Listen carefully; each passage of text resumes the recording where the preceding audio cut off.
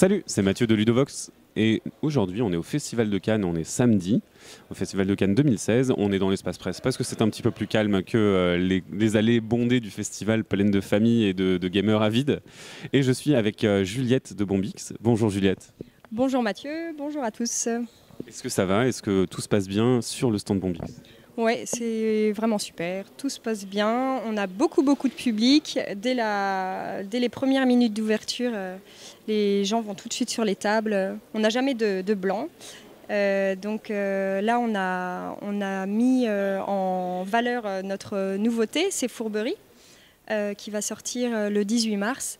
Et donc du coup, on propose 9 tables sur notre stand, un petit peu de Manchot-Bargeot et puis de Abyss Kraken. Et on reparlera de Fourberie tout à l'heure, mais tu nous as dit que tu avais vendu toutes tes boîtes alors que tu avais reçu tes premières palettes jeudi. Petite palette parce que du coup c'était en avant-première. On a voulu, voilà, Cannes c'est quand même important pour les éditeurs, donc on a voulu, le jeu était assez attendu, on a voulu plaire aussi aux joueurs et donc les avoir un peu en avant-première. Donc on a eu une petite centaine de boîtes et donc tout s'est vendu le premier jour. Hélas, on n'a pas pu contenter tout le monde pour le moment.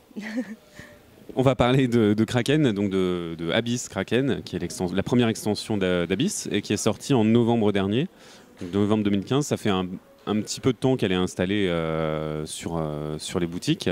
Elle était là pour Noël, etc. Mais on n'en avait pas encore parlé sur Ludovox.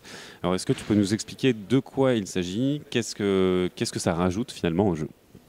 Alors, Abyss Kraken en fait propose une nouvelle guilde de personnages. Donc c'est les contrebandiers. Les contrebandiers, ils vont mettre un peu la pagaille dans le royaume des abysses.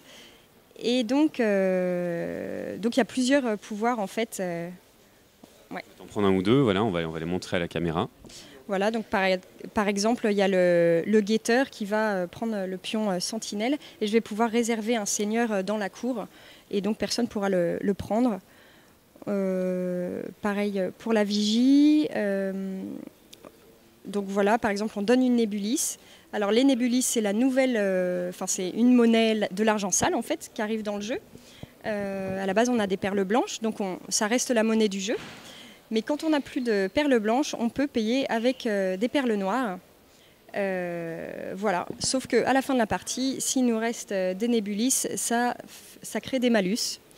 Voilà. Et celui qui a le plus de nébulis à la fin de la partie reçoit le Kraken et donc a -5 aussi. Donc en fait, -5 points d'influence. Donc le Kraken va circuler tout au long de la partie suivant les joueurs, suivant les nébulis des joueurs.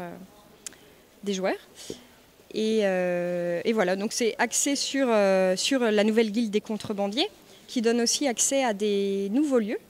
C'est donc les lieux qui nous permettent d'avoir accès à des trésors. Donc on les appelle des butins. Donc ici par exemple c'est un jeu de stop ou encore. On va dépiler la pile des butins. Et donc on peut avoir 7 points de victoire. Là on se pose la question si on continue ou non. Si on tombe encore sur un 7, on perd le double de la carte. Donc là 6, on prend une récompense aussi. Et puis là 7, par exemple, j'ai perdu les 2 7, mais je gagne quand même le 6 et l'allié. Et tu es obligé de t'arrêter. Et tu es obligé de t'arrêter, ouais. Et si on décide de s'arrêter alors qu'il n'y a que le 7 et que le 6, on récupère tout, on est d'accord? On ne choisit pas une carte On récupère tout.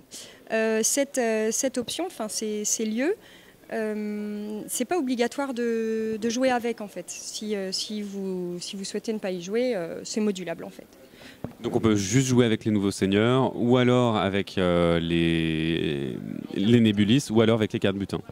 Et en plus, il y a des nouveaux lieux, comme l'antre du Kraken. Vous avez 15 points d'influence, -3 pour chacune de vos nébulis.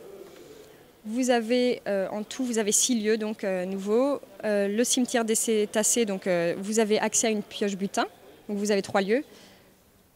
4 lieux en fait pour avoir accès à une pioche butin. Et donc 2 nouveaux lieux qui vous apportent des points d'influence en fonction de vos seigneurs.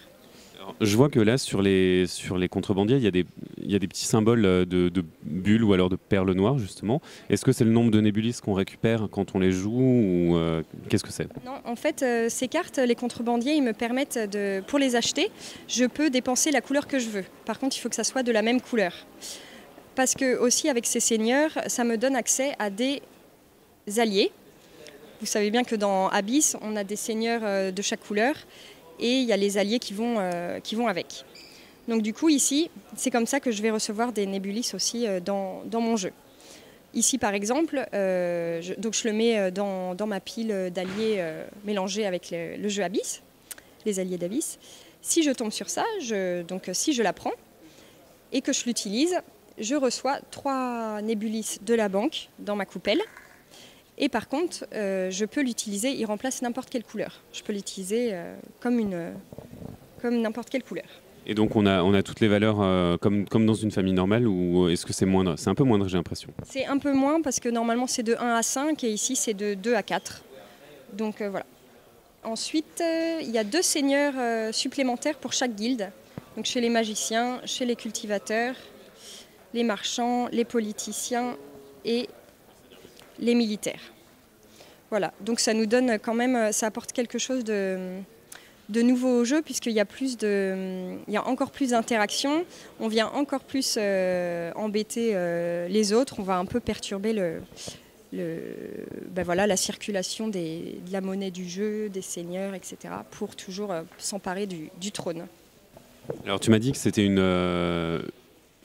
une extension qui était en préparation depuis assez longtemps chez Bombix, que vous avez travaillé 1 an dessus, c'est ça?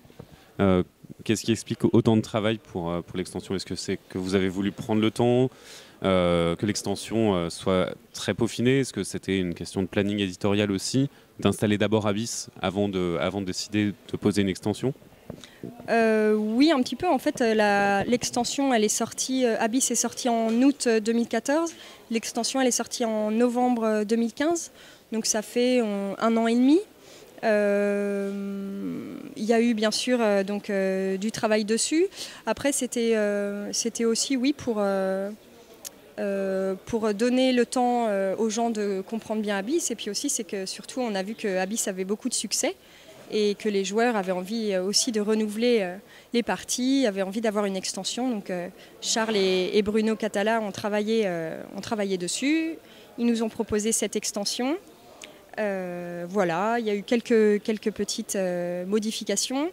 Après, je ne peux pas vous dire la durée de travail exacte, mais en tout cas, ils nous l'avaient présenté, il me semble,